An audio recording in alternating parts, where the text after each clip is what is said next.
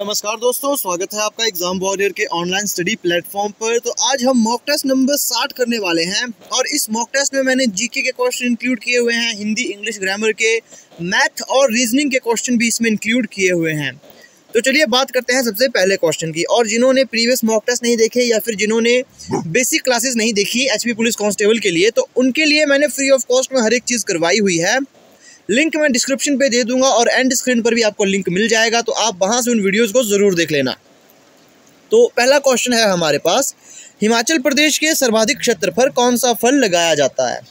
नाशपाती, आड़ू, सेब या बादाम? तो इसका जो सही आंसर होगा वो होगा जो हिमाचल प्रदेश के सर्वाधिक क्षेत्र पर से जो फल लगाया जाता है वो होगा सेब।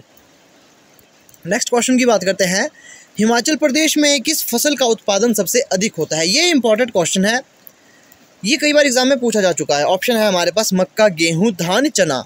तो इसमें जो सही ऑप्शन होगा वो होगा ऑप्शन बी, गेहूं प्रदेश में का सबसे अधिक उत्पादन किया जाता है, या फिर जिस फसल का उत्पादन सबसे अधिक हिमाचल प्रदेश में होगा वो होगा गेहूं। अब नेक्स्ट क्वेश्चन की बात करते हैं, ये भी इंपॉर्टेंट क्वेश्चन है, ये भी एग्जाम में पूछा गया है। भेड़ बकरियों की अधिक संख्या किस जिले में है? या फिर पूछ लिया जाएगा गद्दी की किस जो संख्या है वो किस जिले में सबसे अधिक है? तो ऑप्शन है हमारे पास चंबा, कांगड़ा, किन्नौर या शिमला। इसका जो सही आंसर होगा वो होगा चंबा। नेक्स्ट क्वेश्चन की बात करते हैं, यहाँ कहा गया है कि अखिल भारतीय किसान सभा के प्रथम अध्यक्ष कौन थे? एनजी रंगा, श्री कृष्ण सिंह, स्वामी सहजानंद सरस्वती, बाबा रामचंद्र। इसका जो सही आंसर होगा जो अखिल भारतीय किसान सभा के प्रथम अध्यक्ष थे वो थे स्वामी सहजानंद सरस्वती। नेक्स्ट क्वेश्चन की बात करते हैं, किस अधिनियम द्वारा प्रांतों में द्वैध शासन व्यवस्था लागू की गई? मोस्ट इंपॉर्टेंट क्वेश्चन आज की वीडियो का। भारतीय परिषद अधिनियम 1892 ईस्वी में, भारतीय परिषद अधिनियम 1909 में, या फिर भारत सरकार अधिनियम 1919 ईस्वी में, या भारत सरकार अधिनियम 1935 ईस्वी में?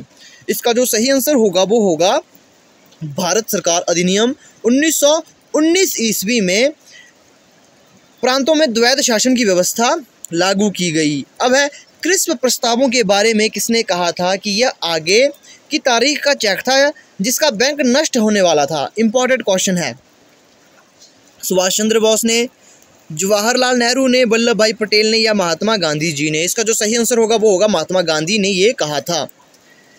नेक्स्ट क्वेश्चन की बात करते हैं, करो या मरो का नारा सर्वप्रथम किसने दिया था? ये एक इंपॉर्टेंट टॉपिक भी है जो आपके नारा है, और कौन सा नारा किस व्यक्ति ने दिया था, किस आंदोलन के दौरान दिया था, कब दिया था, ये सब चीज़ आपने याद करनी है। काफ़ी इंपॉर्टेंट टॉपिक है ये, है ना। तो ये भी काफ़ी इंपॉर्टेंट क्वेश्चन है, इन सब चीज़ों को आप याद कर लो, क्योंकि हर एक चीज़ मैं आपको नहीं करवा सकता, कुछ एक चीज़ें आपको खुद से पढ़नी होगी। तो जो टॉपिक मैं आपको कहता हूँ वो आपने खुद से ट्राई करना है पढ़ने की। तो ये जो नारा दिया था करो या मरो का, तो ये दिया था महात्मा गांधी जी ने। नेक्स्ट क्वेश्चन की बात करते हैं, भारतीय संविधान की कौन सी विशेष व्यवस्था इंग्लैंड से ली गई है? संसदीय प्रणाली, संघीय प्रणाली, मूल अधिकार, सर्वोच्च न्यायपालिका? इसका जो सही आंसर होगा वो होगा संसदीय प्रणाली। इसकी व्यवस्था हमने इंग्लैंड से ली है। अब नेक्स्ट क्वेश्चन की बात करते हैं, भारतीय संविधान का कौन सा लक्षण आयरिश संविधान से अनुप्रेरित है? नीति निर्देशक सिद्धांत, राज्यसभा में सदस्यों का मनोनयन, राष्ट्रपति के निर्वाचन की प्रक्रिया, या फिर मौलिक कर्तव्य? इसका जो सही आंसर होगा वो होगा ऑप्शन ए, नीति निर्देशक सिद्धांत। भारतीय संविधान का लक्षण आयरिश संविधान से अनुप्रेरित है। नेक्स्ट क्वेश्चन की बात करेंगे, अब हमने यहाँ विलोम शब्द बताने हैं।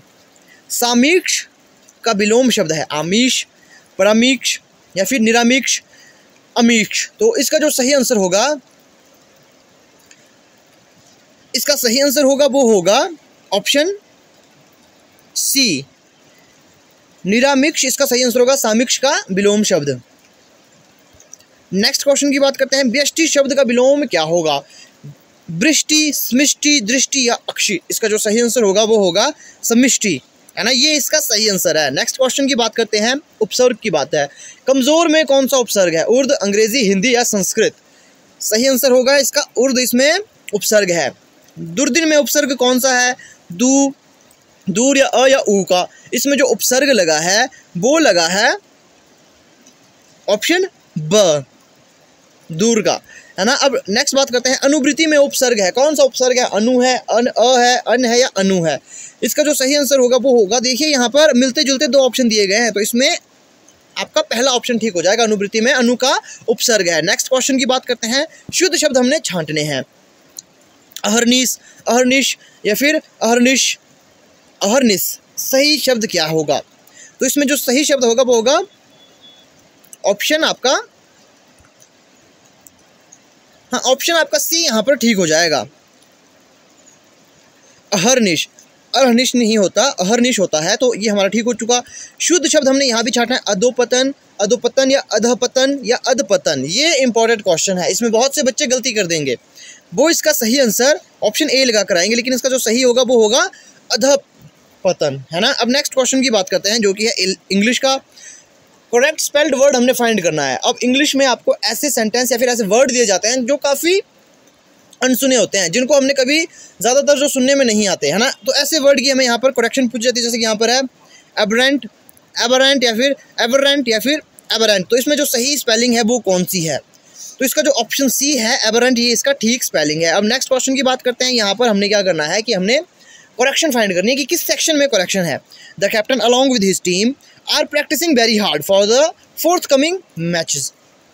अब यहाँ पर क्या गलत है? The captain along with his team are practicing very hard for the fourth coming matches या फिर नो एरर। तो इसमें जो गलत है वो है इसका बी पार्ट, जो ये है are practicing very hard. Are नहीं, यहाँ आएगा इज प्रैक्टिसिंग वेरी हार्ड, है ना। तो आर के स्थान पर यहाँ पर इज आना था, तो बस छोटी सी मिस्टेक थी जो कि हमने पता कर ली। नेक्स्ट क्वेश्चन की बात करते हैं।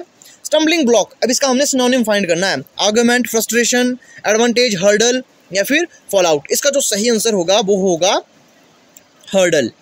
सही आंसर इसका क्या होगा? हर्डल होगा। अब नेक्स्ट क्वेश्चन की बात करते हैं। अब ये है चक्रवृद्धि ब्याज का। देखो कुछ इंपॉर्टेंट क्वेश्चन मैंने इंक्लूड किए हुए हैं, और क्वेश्चन ऐसे जो सिर्फ मैं शॉर्ट ट्रिक्स आपको यहाँ बताऊंगा। लंबा मेथड हम नहीं जाएंगे। देखो जिसने लंबा मेथड पढ़ना है वो काफ़ी इंपॉर्टेंट है। जब तक आपको बेसिक क्लियर नहीं होगा आप शॉर्ट ट्रिक अप्लाई नहीं कर पाओगे, क्योंकि शॉर्ट ट्रिक आपकी हर बार काम नहीं आती, ये मैं हर बार कह चुका हूँ आपको। और जो मेरी डेली वीडियोस देखता है उससे तो मैं यही उम्मीद करूँगा कि ये क्वेश्चन बहुत आसानी से कर लेगा। अब यहाँ कहा गया है कि यदि कोई धनराशि चक्रवृद्धि ब्याज से 5 वर्षों में 1500 और 10 वर्षों में 2000 हो जाती है, तो मूलधन क्या होगा? इसका एक फॉर्मूला मैं आपको बताता हूँ। इसका फॉर्मूला है, इसका जो फॉर्मूला आप लिख लीजिए वो लिख लीजिए मूलधन, जो हमने फाइंड करना है एक्स का स्क्वायर अपॉन वाई। तो एक्स हमारे पास जो पहली राशि दी गई है ये हमारे पास एक्स बनकर आ गई, दूसरी राशि जो है ये वाई बनकर आ गई। तो एक्स का स्क्वायर हमने करना है, तो 1500 का स्क्वायर मतलब कि 1500 को 2 बार हमने गुणा करना है। 1500 का स्क्वायर का क्या मतलब हुआ? 1500 को 2 बार गुणा करना है बटा में वाई, जो कि हमने 2000 मानी है। अब जब इसे हम गुणा करेंगे तो हमारे पास जो संख्या आएगी वो आएगी 2250000। इसको हमने अब 2000 से भाग देना है। 3 0 से 3 0 गई। अब ये कटेगा हमारा से 2 एकम 2, 2 एकम 2, 2 दूनी 4, 1 0 यहाँ बचा था तो 1 हसल गई, 2 5 10। तो मूलधन की जो राशि है वो थी 1125 रुपये। ये हो चुका हमारा पहला क्वेश्चन सॉल्व, काफ़ी आसान था। अब है सिंपल इंटरेस्ट का। किसी निश्चित धन पर 4% प्रतिवर्ष की दर से 4 वर्षों में प्राप्त ब्याज उसी रकम को 5% प्रतिवर्ष की दर से 3 वर्षों में प्राप्त ब्याज से 80 रुपये अधिक है, तो धन ज्ञात करिए। जब भी ऐसा क्वेश्चन पूछा जाए आपने बेसिक फॉर्मूले नहीं लगाने, काफ़ी टाइम कंज्यूमिंग होगा। आपने शॉर्ट ट्रिक लगानी है। शॉर्ट ट्रिक क्या है? जो डिफरेंस दिया गया होगा 80 रुपये अधिक है। देखो किसी धन पर हमने 4% रेट दिया 4 वर्षों के लिए, तो जो हमें राशि प्राप्त हुई वो उसी रकम पर 5% रुपये ब्याज पे 3 वर्षों में जो ब्याज मिला उससे 80 रुपये अधिक थी। तो जो 80 रुपये अधिक है उसे यहाँ 80 को लिख लो, है ना। 80 को लिख लो, बटा में क्या करना है हमने, पहले वर्ष का परसेंटेज कितना है 4, साल के लिए कितना है 4, तो इसे गुणा करो आपस में, माइनस दूसरे वर्ष का परसेंटेज 5 है, कितने वर्षों के लिए 3 वर्षों के लिए। बस इसे सॉल्व कर लो और गुणा 100 कर लो। अब जब हम इसे यहाँ सॉल्व करेंगे तो आप देखोगे यहाँ पर 80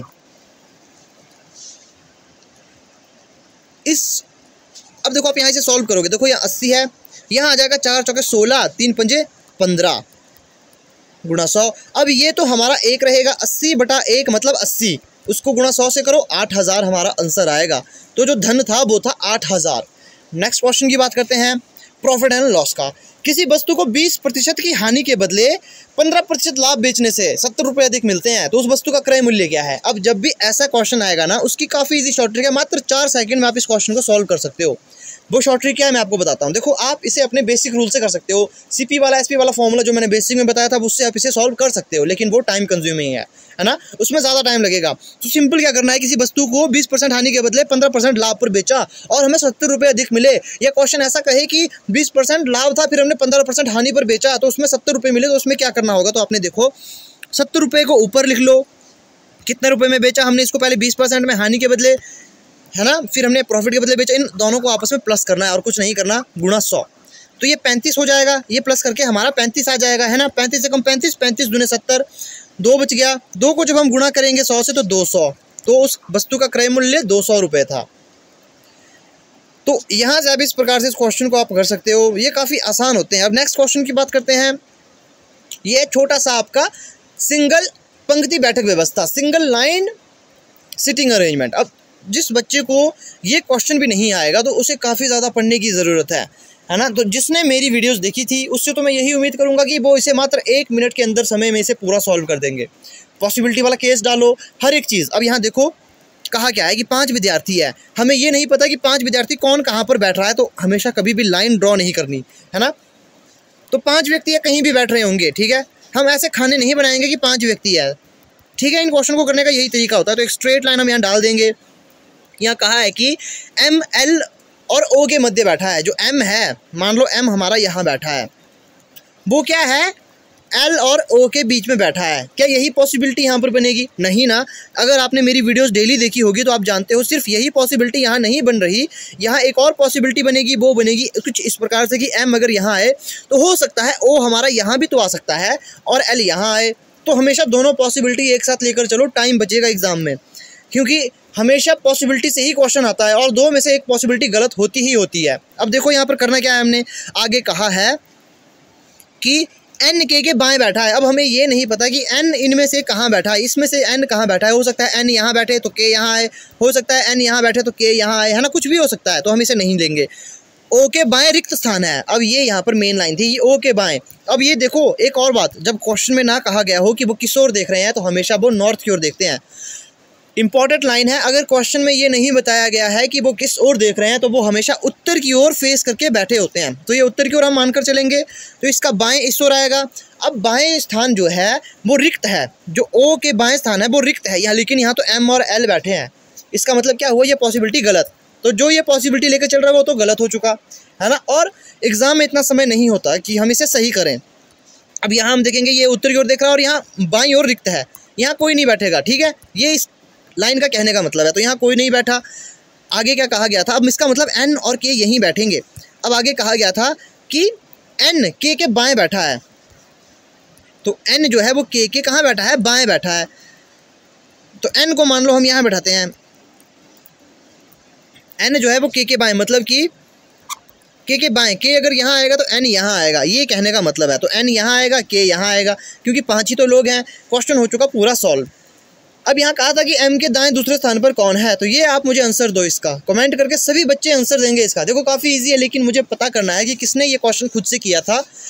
इस क्वेश्चन का आंसर जिस बच्चे का दिया होगा मैं यही मान कर चलूँगा कि उसने खुद से ट्राई किया होगा, है ना। अगर आपने खुद से भी नहीं ट्राई किया तो समझने के बाद भी आपने वीडियो समझ ली, फिर से बैक जाइए, वीडियो पॉज करो, ट्राई करो फिर खुद से करने की, है ना।